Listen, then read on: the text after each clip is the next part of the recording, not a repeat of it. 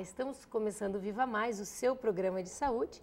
E eu, Ana Paula Sorrentino Delvaux e Miguel Sorrentino Júnior, entrevistamos todas as semanas os maiores especialistas de saúde aqui do Rio Grande do Sul, do Brasil e todos que a gente consegue trazer para vocês, né? E hoje nós vamos falar de como viver mais, com maior qualidade de vida, e vocês vão saber com esses dois grandes especialistas que nós trouxemos hoje, o que existe de melhor em tratamento nos dias de hoje, tanto na parte de prevenção como na parte curativa, e hoje um assunto maravilhoso, né, que é o coração. E vocês também podem participar, sugerindo assuntos, pautas, perguntando junto com o nosso site, né, que é www.programavivamais.com.br. E a gente tem uma página no Facebook também, né? Seja nosso amigo no Facebook, que você vai estar sempre sabendo os nossos programas, o que está acontecendo, assuntos novos, coisas que acontecem. E continue mandando as perguntas, né? Inclusive, um dos nossos convidados que está conosco hoje, que é o Dr. Oscar Martins, que é cardiologista, mestre em cardiologia, médico do Hospital Mãe de Deus, já veio aqui umas 2 vezes e está voltando de tanta pergunta que sempre tem do Dr. Oscar, né? Ele é o queridinho da cardiologia. Todo mundo manda muita pergunta para o Dr. Oscar e a gente está sempre incomodando ele, trazendo ele. A gente agradece ele estar aqui de novo conosco. E a Glória Mendes Ferreira, seja bem-vinda, né, Glória? Que é fisioterapeuta, mestranda em cardiologia e trabalha no Hospital Mãe de Deus também. Isso então, o assunto hoje é maravilhoso, né, Miguel? É maravilhoso. Eu prefiro andar à distância do maravilhoso. Mas eu vou te dizer, eu tomei um susto. É muito bom a gente ter um amigo cardiologista. O Oscar é colega de... A gente na faculdade tem 80 colegas, né? E alguns amigos. O Oscar é amigo. Quer dizer, algumas coisas a gente se lembra não com tanta vontade de lembrar, né? A gente jogava tênis, né? A gente ia jogar, acho que eu já comentei aqui. A gente ia de bicicleta porque não tinha dinheiro para pegar o ônibus, né? Ia de bicicleta jogar tênis na pracinha ali. Não sei nem como é que o Oscar tinha vontade de jogar comigo, porque além de tudo, nunca tinha tido aula, o Oscar já tinha jogado. Eu ainda vou de bicicleta, ele vai de Ferrari. Cirurgião plástico, né? Sabe como tinha que calcular onde é que a bolinha tinha passado, porque a rede só tinha furo. Só pedra se tivesse por cima. Mas... faz parte da brincadeira, mas o Oscar a gente conviveu muito tempo junto, até porque a gente fez algumas coisas enquanto estava na faculdade. Nós trabalhamos em alguns lugares aí que eles davam lugar para estudante, que também a gente prefere não citar. Melhor não lembrar. Pega louco e etc. Mas para te ver como mudou, né, Ana? Porque assim, ó, o Oscar ia de bicicleta para a pracinha, a gente jogava com umas bolinhas velhas, com umas raquetes, pior ainda, a dele ainda era boa. Hoje em dia, o Oscar está vindo aqui no programa, mas ele acabou de voltar do Congresso Europeu. Em Paris, né? Depois sou eu que ando de Ferrari. Como é bom estudar, né? Como é bom estudar, né? Para você que está assistindo, olha aqui, ó. Nascer sem condição, a maioria dos brasileiros nasce. Agora, assim, se trabalhar, se estudar, se tentar se aprimorar, se consegue, né? Tem oportunidade. Nós dois estudamos sem comprar livro na faculdade, né? A gente ia Oscar pé. biblioteca também. O Miguel ia de bicicleta porque ele tinha bicicleta. Eu, como não tinha bicicleta, ia a pé. Que uma combilotação me atropelou. Me abriram uma porta. Você lembra, não, Oscar? Que era o meu veículo. Eu saía daqui da Anitta Garibaldi até o centro. Daí, no caminho, uma combilotação me atropelou. Eu fiquei sem a bicicleta. Não. Que eu amarrava na porta, no mastro da bandeira, na porta da faculdade. Né? A gente ficava esperando na faculdade. Nós não estamos querendo contar desgraça, não, tá? Só pra você é para incentivar as pessoas a estudarem, né? Se tem alguém que está nos assistindo e está pensando, pô, eu tenho que passar por dificuldade para estudar, pô, vale muito a pena estudar. E eu não me arrependo de nada disso, porque isso faz a gente ser quem nós somos hoje. Comprar livro era uma exceção, né, Oscar? Tinha que ir na biblioteca, né? Tirar xerox. Fila da biblioteca era sempre. Mas foi bom. Mas e daí? Congresso Europeu de Cardiologia. Um congresso excelente, com 33 mil cardiologistas do mundo inteiro. Um congresso maravilhoso, assim, com muita abordagem prática. O congresso americano, ele é muito técnico, ele é muito distante, assim, e o congresso europeu foi a primeira vez que eu participei do europeu e ele me pareceu muito interessante porque ele é muito prático. Ele traz os grandes trials, os grandes trabalhos para a vida prática. Então é muito interessante. Muita novidade. Bastante novidade. Tem desde tratamentos clínicos mais modernos até intervenções cirúrgicas menos invasivas. A gama de coisas é bem interessante. Eu achei interessante, tinha falado, Oscar, porque A nível de tratamento clínico, tu tinha citado que hoje em dia eles estão fazendo tratamento com anticoagulante e não é o mesmo mais que moderno, né? Durante mais de 50 anos a gente ficou usando alguns remédios chamados cumarínicos, Marevan e Marcumar, que algumas pessoas que estão nos assistindo sabem como é difícil de manejar para manter no nível terapêutico, tem que dosar sangue toda semana, depois uma vez por mês, sai do nível terapêutico, é bem complicado. E nesse congresso também foi demonstrada a vantagem de uma nova classe de anticoagulantes, da bigatrana, rivaroxabana, uma série de novos remédios que tu não precisa ficar fazendo dosagem no sangue, com mais eficiência, com menos interação com outros remédios, menos interferência do alimento. Então tem 30% menos acidente vascular cerebral no paciente que tem fibrilação atrial no uso desses anticoagulantes mais novos. Porque não sei se te lembra, na fibrilação atrial, por exemplo, que é uma coisa bem frequente, depois de 60 anos é uma arritmia muito frequente, como o coração bate desincronizado, o átrio bate 400 vezes e o ventrículo 100, fica todo descompassado, pode formar coágulos dentro do coração e esses coágulos soltarem e fazerem embolias cerebrais, fazerem AVCs, acidentes vasculares cerebrais. 25% dos AVCs, dos acidentes vasculares cerebrais, são por embolia por essa arritmia. E só o que a gente tinha até agora era esse uso de anticoagulantes que é bem difícil de manejar. Então surgiram esses anticoagulantes novos que toma sem precisar fazer exame de sangue com 30% menos AVC isquêmicos e 70% menos AVC hemorrágico. E esses anticoagulantes já têm acesso no Brasil? Eles foram liberados pela Anvisa agora faz uns 2 meses e já tem uso no Brasil. Já tem usado em bastante número de casos. Cara. Ele era bastante caro quando foi lançado, que era só para prevenção de trombose depois de cirurgia de quadril e de joelho, que é outra situação de muita chance de embolia também, de trombose. E ele era muito caro, mas agora que chegou para a fibrilação atrial, que vai ser usado um número bem maior de pessoas, ele ficou bem mais acessível, ficou uma coisa de R$160 por mês. Sem precisar fazer exame de sangue, sem precisar... Quer dizer, na verdade isso acaba saindo mais barato, né? Porque o segmento com o exame de sangue... Sem precisar reconsulta quase todo mês, então... E fora que tem uma vantagem de ser mais fácil de controlar e com maior eficiência, então acaba compensando, né? Os pacientes que eventualmente com trombose venosa profunda, tal, que também faziam uso dos anticoagulantes antigos também podem se beneficiar com esse eles ainda têm essa indicação mais para fibrilação atrial e para pós-operatório de quadril e de joelho, porque as liberações são bem baseadas em cada caso, né? Tem que demonstrar que funciona em tal situação, em tal doença. Então está bem liberado para cirurgia, pós-operatório de cirurgia de quadril e de joelho e para prevenção de AVC na fibrilação atrial. Nesses quadros está bem documentado o benefício. Nessas outras tem trabalhos em andamento, mas ainda não está liberado, por exemplo, para a Anvisa aqui no Brasil. Pergunta de quem faz cirurgia, tá? Pacientes de mais idade, que vão ficar eventualmente mais tempo acamada, seria um benefício o uso desse tipo de medicação? Ainda é off-label da bula, né? Ele não é recomendado ainda, mas logo deve ter trabalhos que corroborem essa ideia, que muito mais fácil de usar, ficar usando injeções, né? Porque para a gente que faz cirurgia, difícil, é um né? transtorno tu usar as outras medicações. Até paciente, eventualmente, assim, eu tenho pacientes médicos que, quando vão fazer botox, por exemplo, que pode eventualmente formar isso em paciente que não está tomando nada. Com paciente que está tomando anticoagulante, então a chance de fazer um que outro focozinho de hematoma ou uma equimosezinha é muito frequente. E que era um problema, porque o paciente tinha que associar geralmente com o exame que ia fazer, para parar de tomar alguns dias para depois fazer a aplicação. Por exemplo, esses cumarínicos, Marevan, Marcumar, tu tem que parar quase uma semana antes.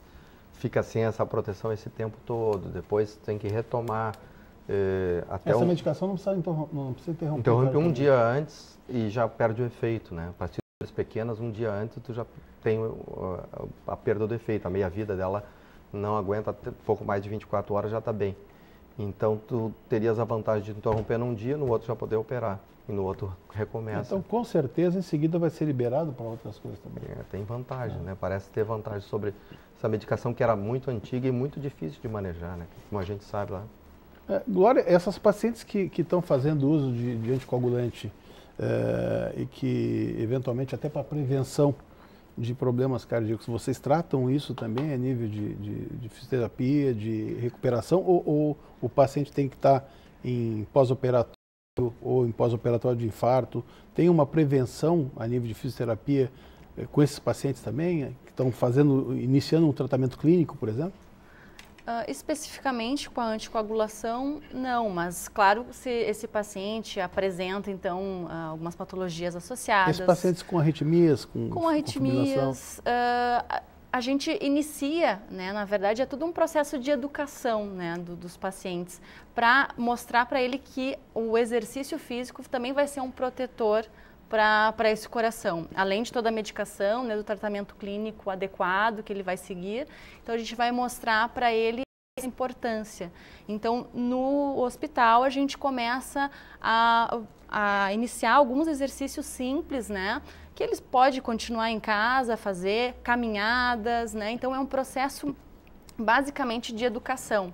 E, posteriormente, a gente começa já a indicar locais, né, adequados, centros de reabilitação cardíaca, se for o caso, né, para encaminhar. Tem centros específicos só para tratamento de reabilitação? Sim, sim, nós temos, né, até o que nós trabalhamos, que é o CIMI, né, que é um centro integrado de medicina do exercício, que muitos pacientes em pós-operatório de cirurgia cardíaca ou pós-colocação de stent, eles são encaminhados para uma segunda fase, né, da reabilitação cardíaca, que a gente chama. Eles são encaminhados, então, para iniciar exercícios físicos orientados por educadores físicos, né, e a fisioterapia também atua nessa fase, mas com um exercício mais específico, que é o treinamento da musculatura ventilatória, que é uma coisa bem nova, que hoje em dia já se vê que também tem benefícios para pacientes com insuficiência cardíaca e em pós-operatório também. E toda a orientação de uma equipe, né, de nutricionistas, o médico, né, então é um espaço muito interessante e seguro para esses pacientes, né. É como se fosse uma academia, só que é muito especializada para esses pacientes, para que eles possam realizar os exercícios com total segurança. Mas eu acho que tem muita gente que eu particularmente não sabia que existia já um tratamento com fisioterapeuta específico, com recuperação, até porque eu e o Oscar, de vez em quando, a gente ainda se encontra, né, Oscar? É verdade. Na última vez não foi com tanto sucesso, nós perdemos o jogo, mas tudo bem. Mas eu sabia que existia uma coisa mais direcionada. Mas eu acho que tem muita gente que não sabe que isso existe, né? Não, E problema cardíaco, passa por cirurgia ou passa por um tratamento e que acaba indo, quando tu vê, o cara diz assim, eu canso de encontrar isso na academia. Tive um probleminha, tal, tive internado, e daí tá malhando lá, sei lá, por conta, sem orientação nenhuma. Exatamente. Né? Então, esse é um processo que agora a gente está vendo que está crescendo. É uma coisa nova, a reabilitação cardíaca é um assunto, né, uma questão bem nova, né, mas que está crescendo e está tomando proporções interessantes, né, eu acho que bem importantes, e eu acho que principalmente essa questão da educação, tanto da população em geral, né, mas os pacientes que passam com a gente, então a gente começa a explicar por quê, né? Por que dessa reabilitação? Por que do exercício físico? Hoje em dia, a pessoa não precisa estar com sobrepeso, tá querendo emagrecer ou ficar mais bonito. Hoje em dia, o exercício é para todo mundo, né? É para a saúde, é para ficar melhor, para evitar fatores de risco, para evitar uma série de coisas, para evitar problemas cardíacos. Qualidade de vida, né? Exatamente. E quem tem, né, quem já tem esses problemas, passou por cirurgia, é para condicionar e melhorar, né, e manter um condicionamento para ter uma vida mais próxima do normal ou então uma vida normal. Acho que o importante é para quem está assistindo saber que existe a possibilidade de frequentar centro específico para isso. Né? Claro. Isso não tinha quando a gente se formou. Não tinha, não. Uma diferença cruel, né? Falando em diferença, a Glória é mais nova, né? Mas a gente presenciou esse Jurássico, mas na época que o infarto era atendido só nas complicações, nos anos 80 ali, é que começaram a vir tratamentos para reverter o infarto, né? Porque o infarto é quando oclui uma artéria e o músculo sofre. Aquele músculo para de contrair porque ele não recebe fluxo, dá necrose. Até os anos 80 a gente não tinha muito a fazer, só evitava as complicações, as arritmias e tal. E o coração ficava sofrendo com isso e ficava grande, com insuficiência cardíaca, uma série de complicações. Os pacientes saíam muito mal, às vezes, de infarto. Hoje, nos últimos tempos, começaram a usar anticoagulantes que evitam trombo, desobstruem o trombo, né?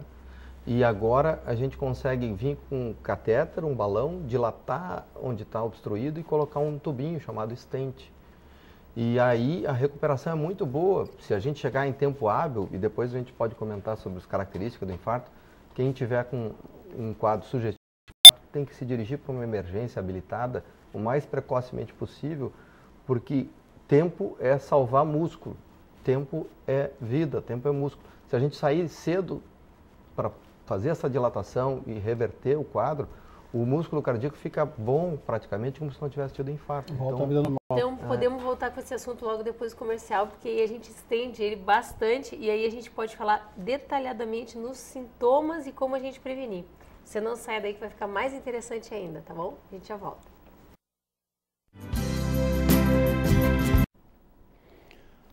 Agora, no intervalo, você que está nos acessando agora, e no intervalo a gente estava conversando, porque, como eu falei no primeiro quadro, o Oscar é colega de turma, então a gente conviveu muito tempo junto. E uma das coisas que a gente estava comentando, o Oscar é cardiologista, a Glória faz fisioterapia para pacientes que tiveram problema cardíaco ou em fase de reabilitação. E a gente estava conversando no intervalo sobre as mudanças que ocorreram na medicina em pouco tempo, né, Oscar? Para nós é pouco tempo, quase 30 anos é quase nada. Em 20, 30 anos mudou muito, né? Mas eu me lembro assim, ó, na área da cirurgia, se tu dissesse que ia fazer alguma cirurgia com cicatriz diminuída, ou tu ia fazer um procedimento via endoscópica, quer dizer, por canudinhos, os velhos diziam assim, esse negócio de operar por canudinho, os caras queriam te matar. Me lembro até os primeiros médicos que começaram a fazer esse tipo de procedimento, olha, só faltava os caras pendurar o cara pelo pescoço. Na cardiologia mudou bastante também, né? Esse negócio de fazer cirurgia de válvula aórtica, válvula mitral.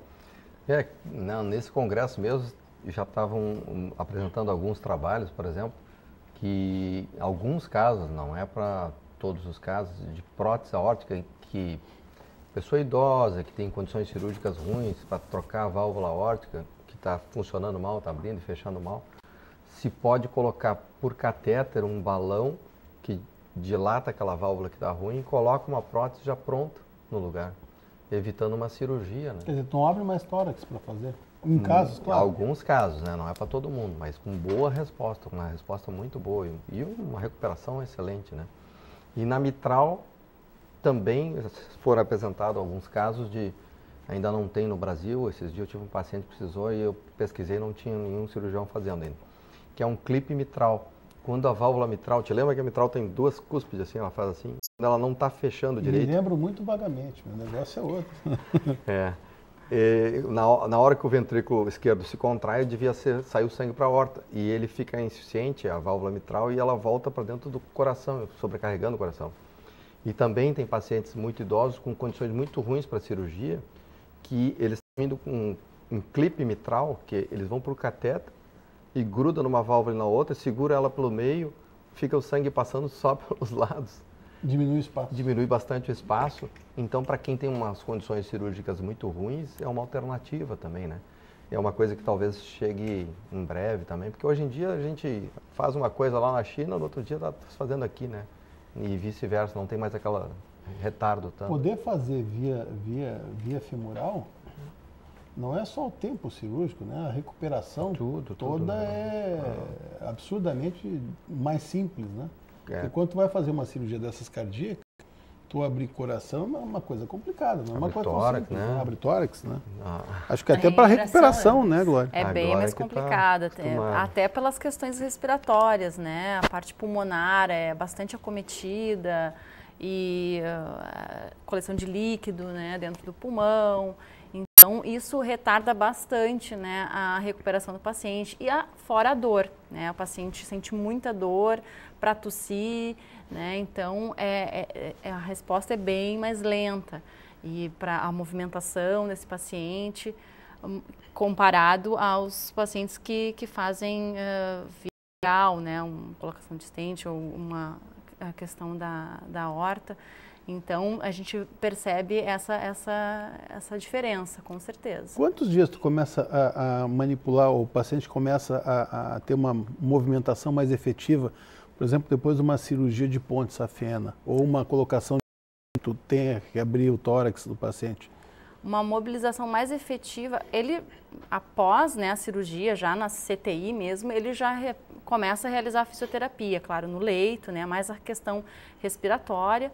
Mas quando ele vai já para o quarto, né, para o andar, aí sim ele começa a fazer exercícios mais ativamente, mobilizando, né, pernas, braços, saída do leito, né? Então, a partir do terceiro dia, ele já está começando a sair mais do leito, caminhar dentro do quarto. Então, até fechar a primeira semana, ele já está praticamente já caminhando, né, já pronto para sair com mais autonomia do hospital, né, podendo voltar aos poucos para suas atividades. Para fazer exercício, quanto tempo mais ou menos? O exercício mais efetivo. Mais efetivo. Eu digo, não tanto hoje em dia, ele saiu do hospital, ele já pode procurar um centro de reabilitação cardíaca, que ele, claro, ele vai ter uma avaliação individual para ver o caso desse paciente, o que vai ser o mais indicado, mas ele já pode começar a fazer exercício com orientação. Mas quando nós começamos o intervalo, Miguel, nós prometemos que a gente ia falar um pouquinho sobre os sintomas de quem vai ter um Pronto, lá vem ela. Mas isso quem está assistindo, mas sabe que isso é uma importante... coisa pessoal, né, Oscar? Porque assim, ó, pelo menos a grande maioria dos colegas médicos que já vieram aqui, a Ana é paciente deles. Tu não foge à regra. Mas é importante as pessoas saberem. Eu tenho certeza que as pessoas que estão assistindo devem ter a mesma dúvida que eu. A dúvida é a seguinte, a preocupação é pelos sintomas. Claro, porque assim, ó, a pessoa começa a sentir a dor, que tipo de dor é? Porque deve ser uma dor muito forte. Eu, por exemplo, passei um susto há um tempo atrás e a dor foi muito forte. Para mim ligar, olha, eu já tive enxaquecas fortíssimas, nunca fui para o hospital tomar injeção para enxaqueca. Mas a dor no peito é muito forte. Para tu ir para o hospital para tomar injeção para enxaqueca, os plantonistas iam querer te matar, né? Não, mas eu tenho colegas na clínica que vão direto para o hospital tomar a injeção para enxaqueca. É uma coisa desagradável mesmo. Não, eu tenho... Mas o que a Ana fez foi muito louvável, assim, ela estava sentindo mal, teve uma dor no peito e logo procurou um recurso, foi para uma emergência. A dor típica do infarto é uma opressão retroesternal, atrás do externo, aqui no meio do peito, que pode irradiar para braço, mandíbula, associada a suor, náusea. E em mulheres, pessoas idosas, às vezes o quadro não é muito típico, pode ser dor no ombro, falta de ar, dor abdominal. Então, uma dor que persista por mais de 15, 20 minutos com suor junto, com sensação de náuseas, deve sempre alertar a pessoa a procurar um serviço médico. Por causa que quanto mais precoce for o atendimento, mais fácil é de tentar reverter esse quadro de obstrução e ficar com o coração bom, praticamente, a gente consegue reverter o quadro do infarto e a pessoa ficar sem danos no miocárdio, o músculo ficar forte e recuperar muito bem. Quais são as faixas etárias mais comuns do infarto, Oscar? Mudou hoje em dia ou continua? Não, na realidade sim, quanto mais, por incrível que pareça, quanto mais idade, mais risco a gente tem. Só que o homem tem risco mais cedo, porque não tem a proteção dos hormônios, né? Então assim, ó, a mulher, enquanto vai ter um pico lá perto dos 60 anos, não que não possa ter antes. Se ela for diabética, fumante, ela contraria esse benefício do hormônio, pode ter... Eu tive paciente com infarto com 38 anos, mulher, né? Paciente... E homem com 20 e poucos anos. Mas paciente daí com fatores de risco, Com né? fatores de risco, né? Estresse cigarro, grande, diabetes, estresse, fumo, né? Tinha anticoncepcional.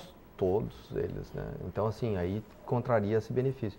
Mas, assim, enquanto o homem começa a ter problemas com 40, 50 anos, mas também, quanto mais velho, mais risco também, né? Que a aterosclerose vai depositando gordurinha e tal, e aí, mais adiante, aumenta as chances também. E a mulher vai ter um pouquinho mais tarde, lá pelos 60 anos, 70 anos. E aos 70 anos, a mulher emparelha com o homem em termos de infartos. E até iguala no total, assim, porque até os 50 anos praticamente o homem predomina, né? 8 para 1, 8 para 2. E já quando chega perto de 70 anos é parelho ou até a mulher ultrapassa a incidência de infarto do que o homem, né? Esse tipo de paciente de risco, tá? Principalmente tu falou aí baseado no problema hormonal, né? Justificaria uma modulação hormonal, uma reposição hormonal adequada? Tem algum trabalho provando que isso beneficia? A gente ouve falar sobre essa possibilidade de repor testosterona em quem está com a testosterona baixa e tal. Mas ainda são coisas muito incipientes, né? Tu está estudando bastante, pode falar mais sobre isso. O que a gente sabe é que os fatores tradicionais estão bem estabelecidos. E, de novo, assim, ó, a gente sabe que tratando a pressão, tratando o colesterol, tratando o diabetes, não fumando, se exercitando regularmente, comendo bastante verdura, tendo uma alimentação boa e um hábito de atividade física saudável, a chance da pessoa ter um infarto é muito pequena. Essas medidas gerais reduzem 80% a 90% a chance de infarto. Então, a gente já sabe como prevenir. Nesse mesmo congresso, tinha um canadense lá, que fez um trabalho bem interessante. Ele pegou os 160 mil infartos do ano passado ou no outro, e ele foi ver que 80% dos infartados não tinham tratamento nenhum para os fatores de risco. Então a gente está pecando como saúde pública em prevenir o infarto, que já sabe como prevenir, né? Quando foge dessa regra assim, de controle de pressão, colesterol, diabetes, cigarro, é uma exceção. A maioria das vezes se controla esses fatores de risco, a pessoa dificilmente tem infarto. O paciente que já teve um infarto, ele tem mais chance do que os outros? Ele tem o que a gente chama de prevenção secundária, ele tem que ser um super cuidadoso, os fatores de risco para eles têm que ser super controlados, os níveis de colesterol para eles são mais rígidos, os níveis de glicose são mais rígidos, a intensidade de exercício, cuidado com a gordura abdominal, triglicerídeos, tudo tem que ser muito mais cuidadoso, ele tem muito mais chance, ele já sai... Qual é, estatisticamente, o quanto mais ele teria de chance de fazer um segundo infarto? Ele já é considerado um paciente de alto risco, ele passa... a gente classifica o paciente quando uma pessoa vem consultar, a gente vê colesterol, vê idade, vê diabetes, se fuma ou não fuma, e a gente faz uma projeção de risco para os próximos 10 anos.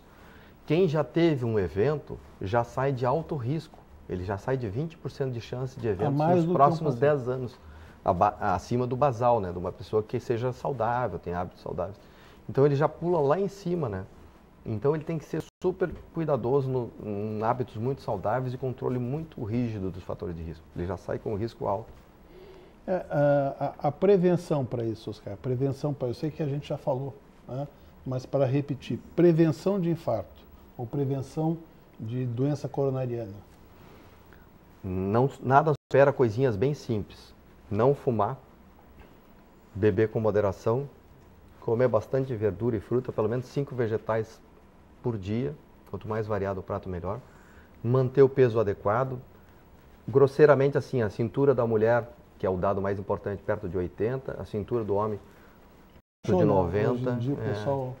Antigamente era até 102, agora eles querem abaixo de 90. Né? O ideal é a 90. E 88 é ruim para a mulher, já começa a ter cuidado maior, e 102 já é ruim para o homem com cuidado maior. Mas o ideal seria 90 para o homem e 80 para a mulher. 94 se a pessoa tem mais de 1,80 m, o homem tem mais de 1,80 m. Assim, não fumar, beber com moderação, comer bastante verdura e fruta, manter o peso adequado e se exercitar regularmente. A gente deixa de ser sedentário com 3 vezes por semana, 30 minutos, e o ideal seria caminhar 1 hora por dia, a maioria dos dias. Então, que a gente conseguir de meia hora até 1 hora, a maioria dos dias, isso aí faz nada. Ficando para exceções de precisar tratar com remédio, né? Exercício, pressão, cigarro e sedentarismo, acho que faz mal para qualquer tipo de patologia, para qualquer especialidade médica. Eu desconheço alguém que tenha vindo aqui, né, Ana? Não, que tenha dito que não tenha vindo que não tem problema. Tudo aqui. Todos os médicos que são unânimes em falar que exercício, não fumar e não beber, tudo de bom. Esse paciente, Glória, o infartado, ele é um pouco diferente do paciente que fez uma cirurgia cardíaca, né? Esse que não teve que eventualmente fazer uma ponte, né? Sim. Ele, como é que é a reabilitação dele? É mais rápida? Se exige mais dele? Como o doutor Oscar falou, é um paciente que a gente tem que ter um cuidado a mais, porque ele teve um evento, né, cardíaco, mas a gente tem que saber qual é o limite dele, né, e na questão do exercício. Então, por isso que existem testes, o teste ergométrico, que é um teste que é pedido para ver a capacidade, né, desse paciente, né, na esteira. Muitos pacientes que talvez estejam assistindo já fizeram esse teste, que é aquele da esteira que quase morre, né, até o máximo que conseguir aguentar. Então, a gente consegue, a partir desses exames, ter uma noção até onde esse paciente pode ir. E a gente tem que dar ainda uma distância para não chegar no limite dele, que ele é um paciente que a gente não sabe, né, se pode vir a acontecer novamente. Mas que ele deve, sim, realizar exercício, com certeza, como forma de prevenção, né, de controle dos seus fatores de risco, né, como glicose, a hipertensão, né, se for o caso, sempre, isso com certeza. Depois de quanto tempo de um episódio de infarto, que o paciente baixou, fez acompanhamento, fez medicação, tal, depois de quanto tempo, não estou falando do cirúrgico, porque o cirúrgico eu sei que vai levar um pouquinho, até pela dor que ele vai sentir, pelos pontos, pelo procedimento todo. Mas o paciente que infartou, em média, quanto tempo ele está de volta assim, para a academia? O cara que está acostumado a fazer musculação, ou fazer bicicleta? Olha, a gente não tem um tempo exato, assim, nesse caso do paciente que infartou. Mas a gente gosta de ter um acompanhamento no primeiro mês, até o primeiro ou segundo mês, assim, né, após o evento, para ver realmente como é que ele vai reagir, como vai ser a resposta dele perante um exercício, de repente um pouquinho mais intenso, e para a gente orientar ele até nos sintomas que ele possa vir a ter durante um exercício um pouco mais forçado, tenho que parar, né, vou ligar para o meu médico e fazer de uma forma mais segura, né? Então a gente prefere assim, em torno de 1 mês a 2 ficar observando e então depois, agora tu já sabe mais ou menos como é que tem que seguir e daí ele pode voltar às suas atividades. Na verdade, acho que todo mundo para começar, depois de uma certa idade para começar... Por segurança é bom.